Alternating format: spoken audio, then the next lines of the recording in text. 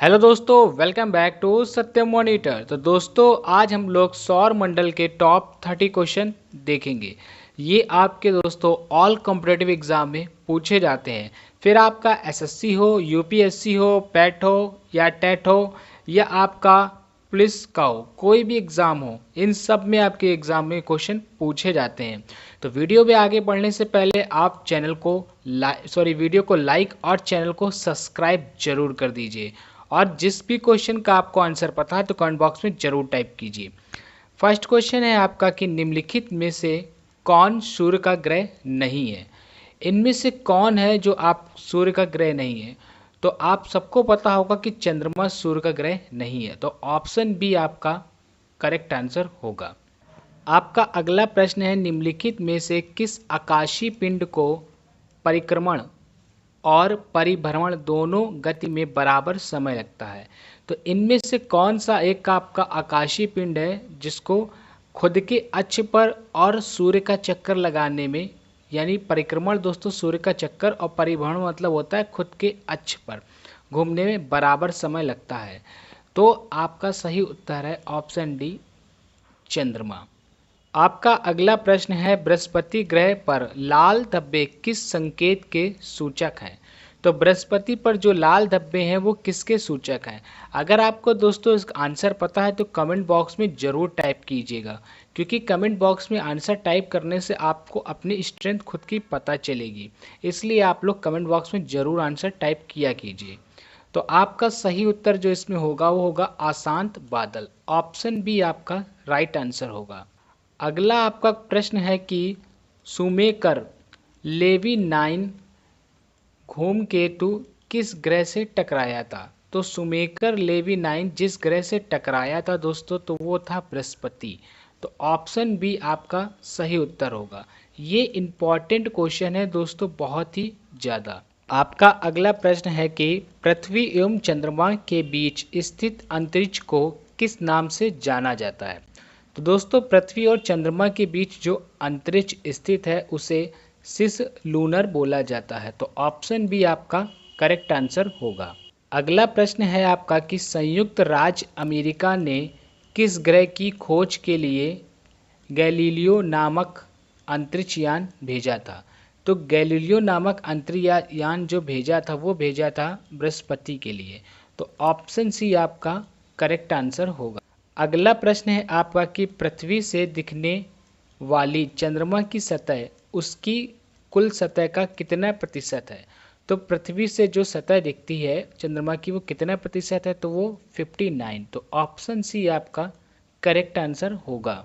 आपका अगला प्रश्न है कि मैगलन अभियान किस ग्रह से संबंधित है।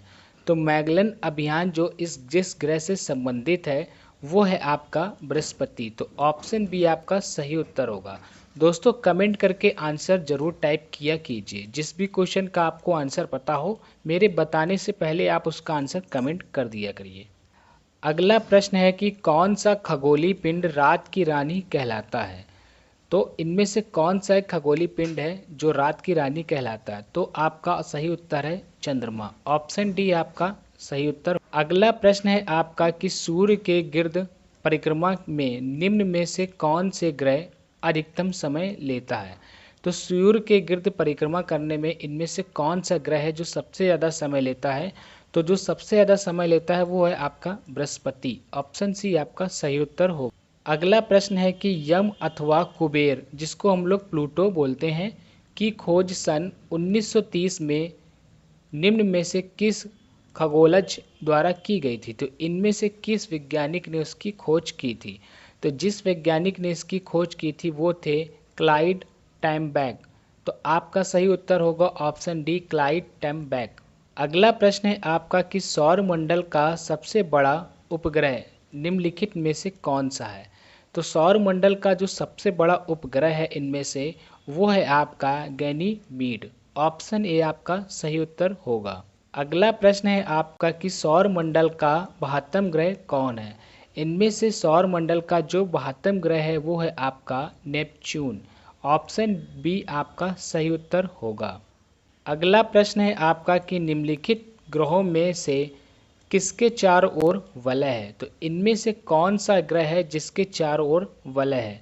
तो शनि के चारों ओर वलय है। तो आपका ऑप्शन ए सही उत्तर होगा। आपका अगला प्रश्न है कि वर्ष दीर्घतम होता है, तो इनमें से किस पर वर्ष सबसे ज़्यादा होता है?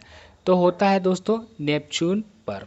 पृथ्वी पर दोस्तों 365 और 366 दिन का एक वर्ष होता है, लेकिन सबसे ज़्यादा जिसमें वर्ष होता है वो होता है नेपच्यून पर। तो नेपच्यून आपका सही उत्तर होगा। आपका अगला प्रश्न है कि नासा के किससे संबंधित मिशन का नाम जूनो है?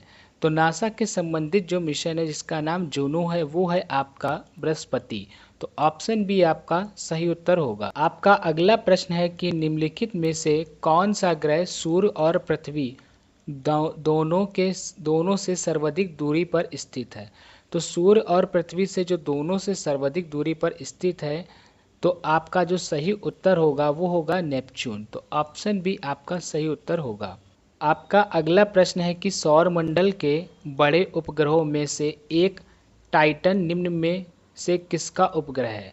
तो टाइटन इनमें से किसका दोस्तों उपग्रह है? अगर आपको इसका आंसर पता है तो कमेंट बॉक्स में अभी टाइप कीजिए।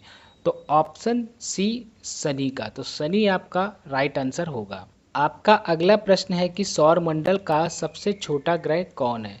तो सौर मंडल का इनमें से दोस्तों सबसे जो छोटा ग्रह है आप सबको पता होगा, ऑप्शन डी बुध। आपका अगला प्रश्न है कि शनि ग्रह को सर्वप्रथम किस खगोल शास्त्री ने देखा था? तो इनमें से किस खगोल शास्त्री ने सबसे पहले शनि ग्रह को देखा था? तो जिसने देखा था वो थे गैलीलियो। तो आपका ऑप्शन डी सही उत्तर होगा। आपका अगला प्रश्न है कि निम्नलिखित में से कौन से दो ग्रह सहोदर भाई के नाम से जाने जाते हैं? तो इनमें से कौन से दो ग्रह हैं जिनको सहोदर भाई के नाम से जाना जाता है? तो आपका सही उत्तर है ऑप्शन ए अरुण और वरुण। आपका अगला प्रश्न है कि नंगी आंखों से देखने वाला सबसे दूर का ग्रह है? तो नंगी आंखों से देखने वाला सबसे दूर का जो ग्रह है दोस्तों वो है आपका शनि। तो ऑप्शन सी आपका सही उत्तर होगा। आपका अगला प्रश्न है कि किस गैस की उपस्थिति के कारण वरुण ग्रह हरे रंग का दिखाई देता है? तो इनमें से किस गैस की उपस्थिति के कारण वरुण जो ग्रह है वो हमको हरे रंग का दिखाई देता है? तो वो मीथेन के कारण। तो ऑप्शन डी आपका सही उत्तर हो। आपका अगला प्रश्न है कि शनि ग्रह के चारों ओर पाए जाने वाले वलयों की संख्या कितनी है? तो शनि ग्रह के जो चारों ओर वलय पाए जाते हैं तो वो 10। तो आपका ऑप्शन बी